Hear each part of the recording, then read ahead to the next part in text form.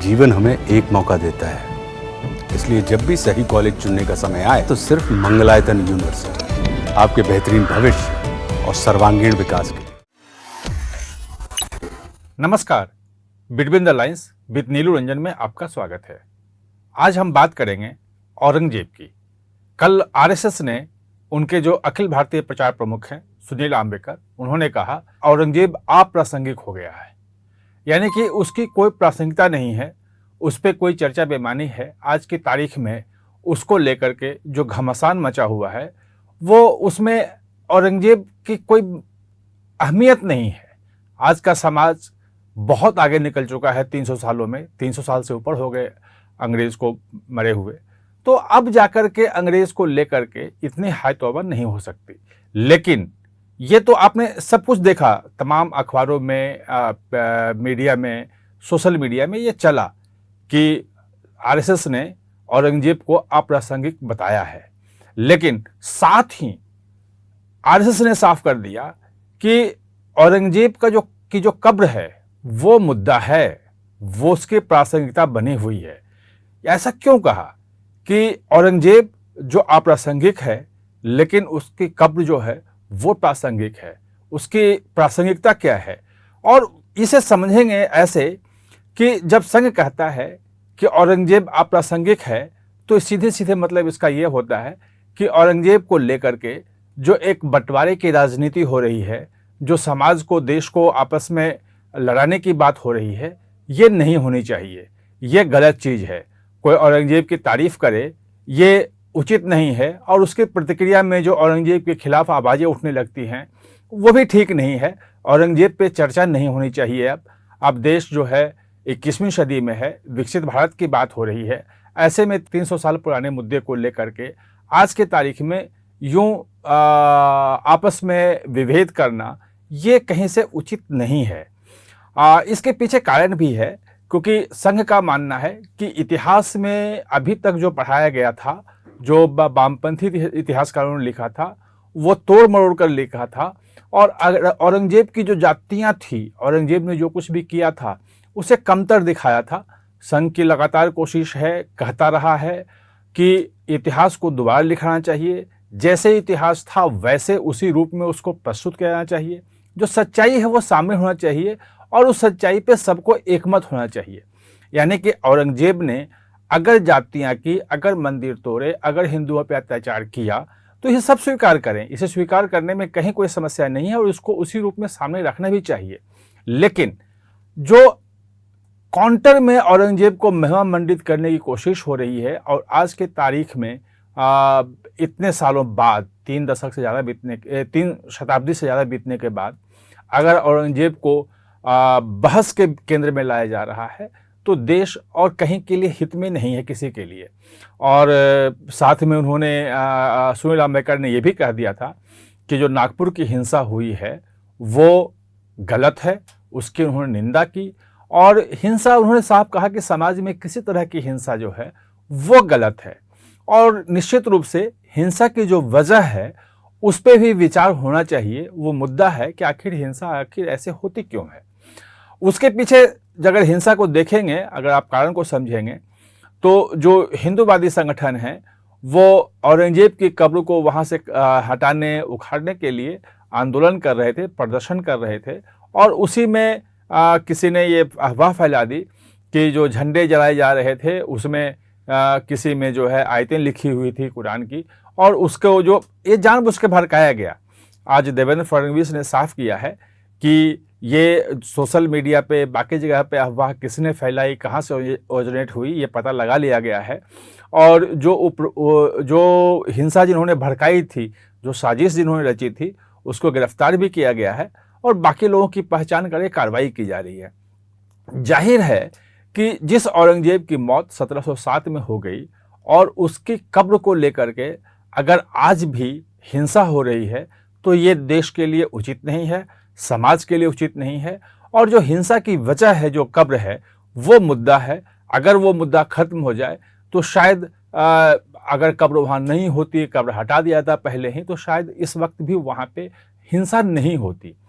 इसके पीछे कारण ये है कि दरअसल मुस्लिम समाज को औरंगजेब के नाम पे बांटने की बहुत ज़्यादा कोशिश होती रही है, जबकि हकीकत यह है कि औरंगजेब की मौत जब हुई थी 1707 में, उसके बाद अगर आप देखेंगे कि 32 साल बाद ही पूरा का पूरा मुगल साम्राज्य जो है वो अप्रासंगिक हो गया था। और आज हम औरंगजेब की प्रासंगिकता की बात कर रहे हैं। 1739 में अगर आप देखेंगे तो नादिर शाह का आक्रमण हुआ था और पूरे लाल किला दिल्ली पे उसका कब्जा था, कई महीनों तक दिल्ली में रहा। पूरे मुगल सल्तनत की जितनी संपत्तियां वहां रखी हुई थी, सारे ऊंट घोड़े खच्चर पे सब लाद के ले गया। वहां पे नाच होते मुजरे करवाए जाते रहे 1939 में।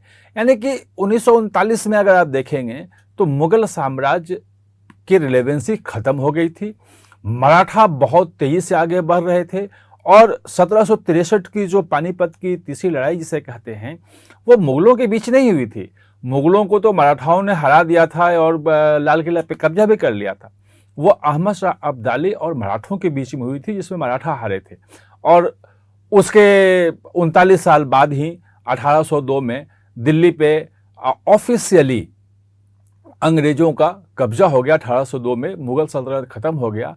सिर्फ एक नाम के जो है बादशाह रहे। 1857 तक जो बहादुर शाह जफर थे वो एक बादशाह के रूप में रहे और उसके बाद भी उनको 82 साल की उम्र में जो भारत का पहला स्वतंत्रता संग्राम जो था उसको बाकी जो सिपाही थे और उस वक्त जो राजा थे, हिंदू राजा भी थे, सब लोगों ने कहा कि आप लीड करें। उन्होंने लीड किया। फिर बाद में उनको पकड़ा गया, निर्वासित किया गया और कैसे रंगून में उनकी मौत हुई। यानी कि जिस औरंगजेब को लेकर के आज हम बहस कर रहे हैं, उस औरंगजेब और उस मुगल शासन की प्रासंगिकता तो औरंगजेब के मरने के 32 साल भी बाद ही खत्म हो गई थी। और उसके बाद कहीं भी इस देश में के पूरे भूभाग में एक राजनीतिक हैसियत के रूप में न मुगलों की प्रासंगिकता रही और न ही मुगल शासकों की प्रासंगिकता रही। उत्तर पश्चिम भारत में देखेंगे तो सिख साम्राज्य बहुत बड़ा था। महाराणा रंजीत सिंह जो थे, उनका जो साम्राज्य था वो अफगानिस्तान तक फैला हुआ था। और दक्षिण में देखेंगे तो पूरा का पूरा जो है पश्चिमी भारत में और मध्य भारत में मराठाओं का पूरा साम्राज्य लंबे समय तक रहा। तो जो अम्बेडकर कह रहे हैं कि औरंगजेब की अब कोई प्रासंगिकता नहीं रही इस वक्त, वो सही बात है। और औरंगजेब को लेकर के जिस ढंग से बयानबाजी हो रही है, उसको एक अच्छे बादशाह और एक पाक शाह और एक दीन ईमान वाले बादशाह के रूप में जो प्रस्तुत करने की कोशिश हो रही है, उसकी अच्छी छवि करने की कोशिश हो रही है। निश्चित रूप से जो मराठा राजा, जो मराठा लोग उनके सताए हुए हैं, उनकी जातियों, उसकी नृशंसता के जो शिकार हुए हैं, जो सिख राजा, सिख गुरुओं के बच्चों को जिस ढंग से दीवारों में चुनवाया गया, उनको आरी से कटवाया गया, उनको जलते तेल में जिस ढंग से उबाला गया, तो वो सारी चीज़ें दिखाती हैं कि कहीं ना कहीं से उसकी जो क्रूरता है उसको आप ढक रहे हैं और उसको कह रहे हैं कि वो जायज़ ठहराने की कोशिश कर रहे हैं कि जो कुछ भी किया एक राजा होने के नाते किया। राजा बहुत सारे थे और किसी भी राजा की किसी भी चीज़ की इस कृत्य को कहीं से भी जस्टिफाई करने की कोशिश जो है वो गलत है। और इसीलिए ये सुनील अम्बेडकर जी का जो बयान है ये ज़्यादातर आम मुसलमानों के लिए भी है कि आपके लिए भी अब औरंगजेब जो है कि कोई प्रासंगिकता नहीं है। और औरंगजेब को लेकर के जो एक भ्रम की स्थिति या जो गुस्से की स्थिति जो मुसलमानों को भड़काने की कोशिश हो रही है, उस बहकावे में, उस भड़काने में मुसलमान ना आए। आज की तारीख में औरंगजेब की कोई प्रासंगिकता नहीं है। आपको इस देश में रहना है, हिंदुओं के साथ रहना है। आज के मुद्दे अलग हैं, आज की चीज़ें अलग हैं और उसके हिसाब से आपको चलना है। राजनेता लोग बहकाने की कोशिश करेंगे, लेकिन आम मुसलमानों को इसमें बहकने की ज़रूरत नहीं है। और हिंदुओं के लिए भी संदेश है कि देश को जो बांटने वाली चीज़ें हैं, जो लोग औरंगजेब की प्रासंगिकता के नाम पे और औरंगजेब को विवाद के केंद्र में ला करके जो बांटने की कोशिश कर रहे हैं, उनकी सिर्फ और सिर्फ राजनीतिक इच्छा है और उस ट्रैप में न फंसे। ये विवाद का विषय नहीं है। हाँ, औरंगजेब की जो कब्र है वो मुद्दा है, लेकिन उसमें समस्या जो है वो ये है कि एएसआई से संरक्षित वो है और उस पे कहीं से उसको हटाना, उसको तोड़ना, छेड़छाड़ करना, उसमें कोई भी परिवर्तन करना, एएसआई का जो कानून है उसके तहत, जो पुरातात्विक जो स्थल हैं उस कानून के तहत वो अमान्य है, नियम विरुद्ध है, वो कर नहीं सकते हैं। लेकिन हाँ, उसके लिए भी रास्ते हैं। देखना यह होगा कि सरकार कैसे आगे बढ़ती है। अब सरकार ने ये संशोधन किया है जिसमें कह दिया है कि किसी भी पुरातात्विक महत्व के जो स्थल हैं उनको जो है एएसआई संरक्षित स्थल से उनको हटाया, उनकी सूची से बाहर किया जा सकता है।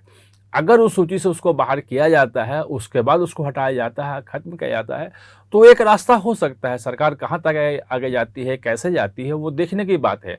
औरंगजेब को महिमा मंडित करने के लिए जो बाकी तमाम चीज़ें हैं वो तमाम चीज़ों पे विचार किया जा सकता है। लेकिन औरंगजेब की शख्सियत को लेकर के आज की तारीख में जो राजनीति हो रही है, जो समाज को बांटने की कोशिश हो रही है, वो कहीं से उचित नहीं है। जो आरएसएस ने कहा है कि आज के समय में औरंगजेब अप्रासंगिक है, उसका कुल मतलब यही निकलता है।